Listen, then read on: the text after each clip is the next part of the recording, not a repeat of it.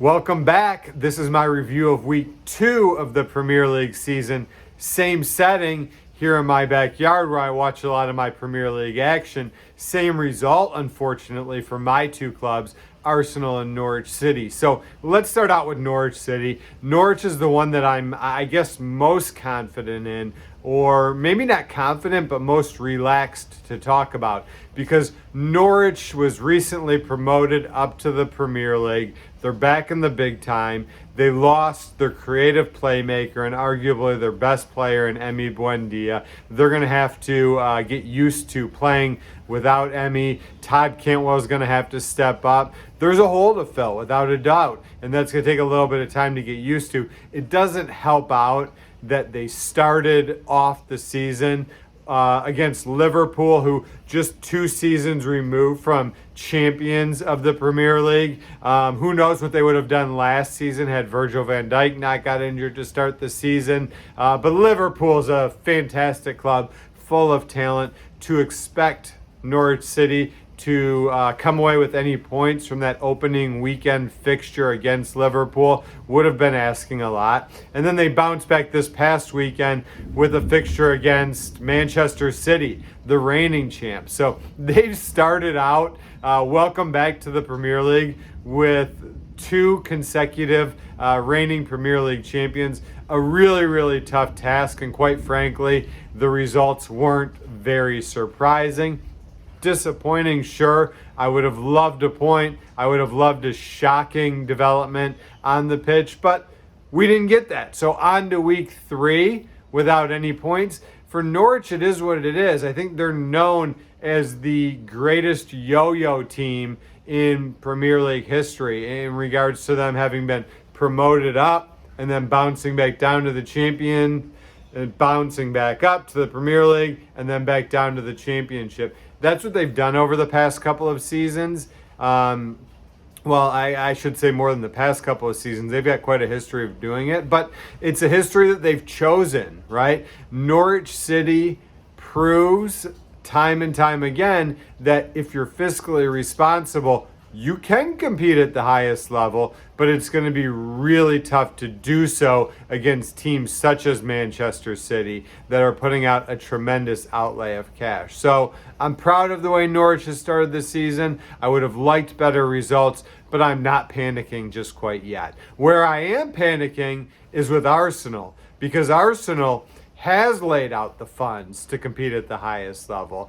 Actually, if you look at it, they have spent, and now there's about a week left in the transfer window, but they have spent the most amount of money out of any Premier League clubs this transfer window. And what do they have to show for it?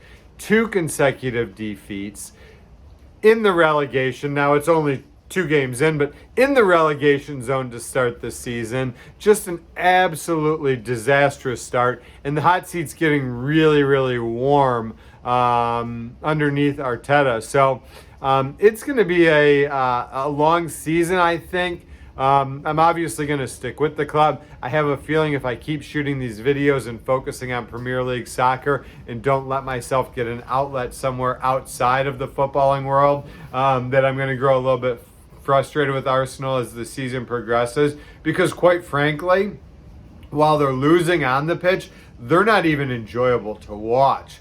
They have no creative ideas, no threat in the final third. It's a long, long way to go for Arsenal, and they're going to have to get better really, really quickly. Now, one of the things that a lot of Arsenal fans and even Arteta is saying is, well, we've been struck by injury. And yes, Aubameyang and Lacazette, now let's say White, have all suffered from COVID. Partey and Gabriel at the heart of the defense and central midfield have been out with injuries. Have they been unlucky? Yes.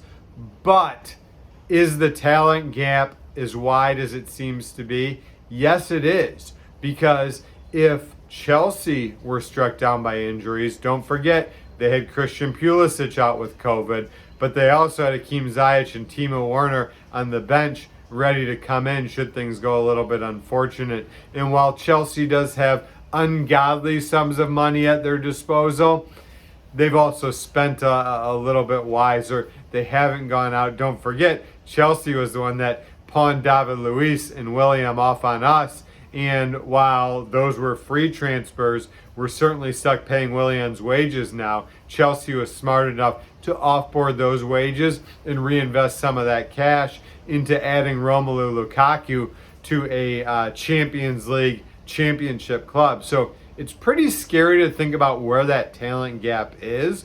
But the question becomes, is it all about talent? And I would argue that it's not, because certainly you could look at a club such as Leicester City, and their talent gap is no more tremendous than Arsenal's in terms of matching up with Chelsea, and they would have put up a much bigger fight. Actually, as I'm recording this, Leicester just lost to West Ham this afternoon, so a little bit ironic that I'm saying that, but they were the victims of I would say unfortunate, I think it was fully deserved, but an unfortunate red card this afternoon that put them down to 10 men really early in that matchup. But Leicester's doing a lot more with a lot less talent than Arsenal is. So really for me, it's an issue with culture, right? That's where they're suffering. And I'll take it one step further, because I think a lot of people are going to hear culture and they're going to say, well, I must be on the side of Arteta out.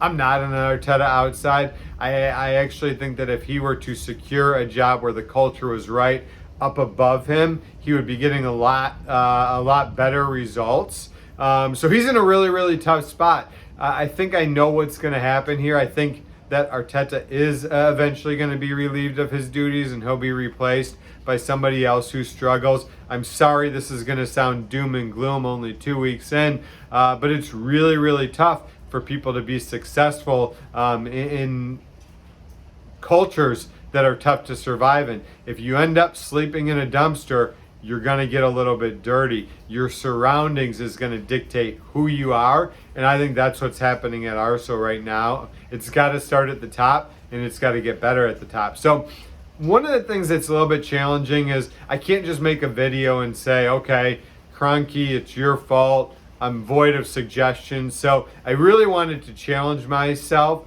and come up with one proposed solution as to what can help make the situation better in the here and now. And that does fall on Arteta. So this is going to be my big rock. I'm going to point it out. I'm filibustering a little bit of time just because I want to sort of get to that 8-minute mark of the video, so that this is something I can point to in my social media, on my YouTube channel. I want to make this the tagline. But for me, now that I'm at the 8-minute mark, my suggestion for how Arsenal can improve immediately is Arteta has to loosen up the reins.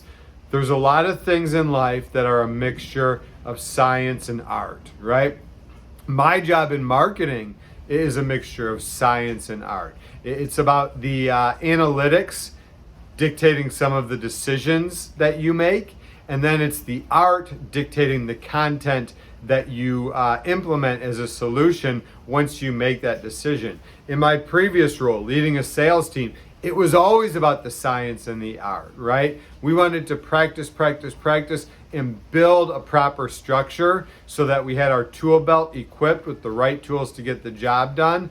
And then once I did that, I wanted to let my salespeople run wild and let their own personalities shine through. That was the art side of things, and that's when they performed at their best.